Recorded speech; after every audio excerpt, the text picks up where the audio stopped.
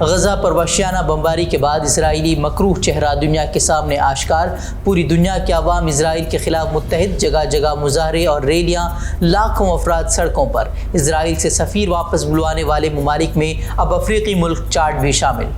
مقبوضہ مغربی کنارے میں اسرائیلی افواج کی چھاپہ مار کارروائی، اوہد تمیمی، فلسطین اتھارٹی کے مشیر رفعت عالیان سمیت 50 افراد گرفتار۔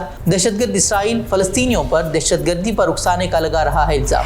غزہ میں ایک مرتبہ پھر بلیک آؤٹ، غزہ کے عوام کا ایک دوسرے سے رابطہ تیسری مرتبہ منقطع۔ سیٹلائٹ تصاویر جاری کرنے والی کمپنی غزہ کی تصویر پر لگا رہی ہیں پابندیاں۔ اسرائیلی فوج کا ایک اور بزدلانہ حملہ، رہائشی عمارتوں پر بمباری کے بعد کم از کم 45 افراد شہید، 10,000 کے قریب پہنچی شہیدوں کی تعداد۔